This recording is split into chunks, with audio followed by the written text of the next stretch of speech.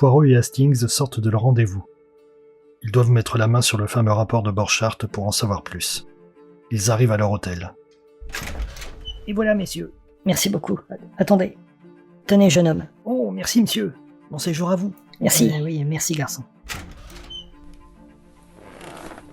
Qu'est-ce que vous en pensez? Vous croyez que nous pourrons mettre la main facilement sur le rapport? Je n'en ai pas la moindre idée.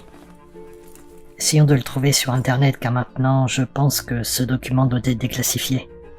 Car je suis sûr qu'il l'a été. Déjà qu'il a mis 12 ans à sortir. Mais pourquoi Borchardt n'a tout simplement pas déclaré à la famille impériale que ce buste était faux? Mais remettez-vous dans le contexte. Vous êtes mandaté par l'empereur lui-même. La famille impériale vient se rendre compte sur place de l'avancée de vos découvertes et vous leur présentez ce buste.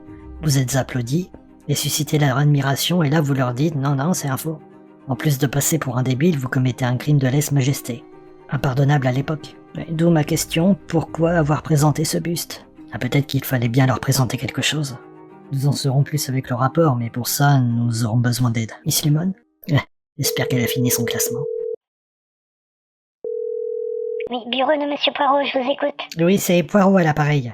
Comment allez-vous? Votre rendez-vous s'est bien passé? Très bien, merci Miss Lemon. Êtes-vous toujours occupé dans vos classements?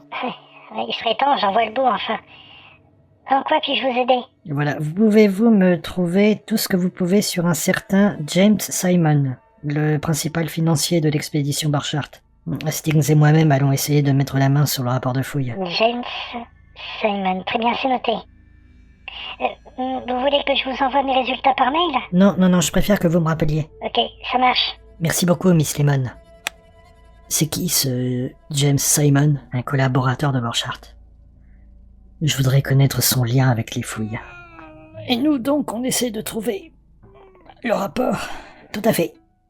Allez, au travail. Oh là là, j'en ai ma claque. Je peux savoir ce qui vous arrive? Je me tapais 34 pages à lire sur les découvertes de Borchardt, mais il ne nous parle pas du tout du buste. Il nous parle du plan de la ville, comment elle a été bâtie. Des découvertes qui ne m'intéressent absolument pas. Pas moyen d'avoir le rapport complet? Sur le site dit introuvable. Attendez, j'essaye un truc. De mon côté, je n'ai rien non plus.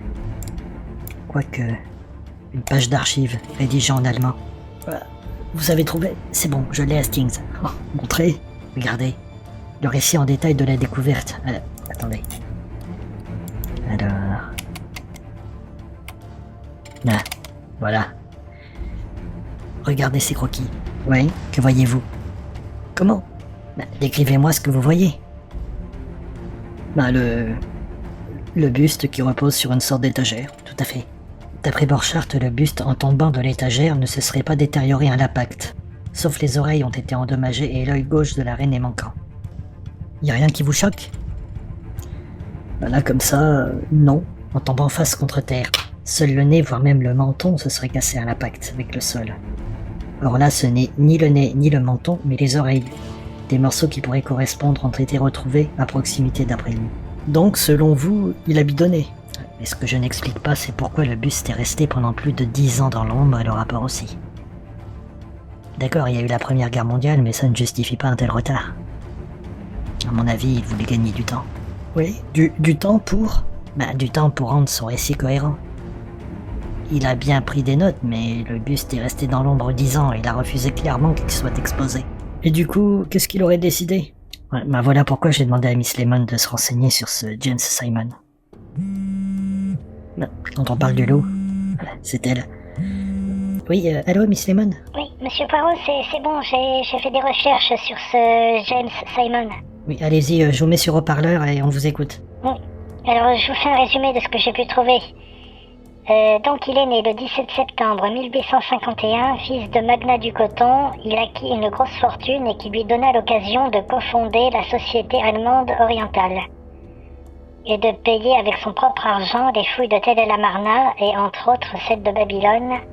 Il accorda par ce biais une licence de fouille à Borchardt et en retour se retrouvait acquéreur des biens trouvés lors de ces mêmes fouilles. Et c'est en 1920 qu'il remettra le buste au musée de Berlin, et c'est approximativement à la même date que Borchardt remet un rapport des fouilles menées à Tel el Amarna. Mais que s'est-il passé pendant ces 10 années, nul ne le sait. Et Vous n'avez trouvé aucun indice qui pourrait nous éclairer sur ce laps de temps? Ah non, absolument rien. Très bien. Très bien. Merci, Miss Lemon. Y a pas de problème, Monsieur Poirot, et surtout, si vous avez besoin d'autre chose, n'hésitez pas. Nous n'hésiterons pas. Merci beaucoup. Au revoir, Monsieur Poirot. Au revoir. Vous regardez quoi, Stings? Je crois que nous devrions aller interroger un de vos compatriotes, Poirot. Ah oui, qui donc?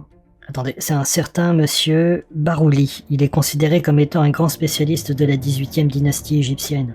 Pourrait nous donner un écho différent? Vous avez raison. Nous devons aussi avoir l'avis contraire. Ah, et vos petites cellules grises ne chôment pas. Vous allez me dire ça à chaque fois que j'ai une bonne idée. Je vois que vous avez toujours vos sursauts d'intelligence, c'est bien, ça fait plaisir. Aïe aïe aïe. Ah mais non, je vous taquine. Bon. Où peut-on trouver ce monsieur Barouli? Il est à Liège, Poirot. Eh bien, demain, en route pour Liège.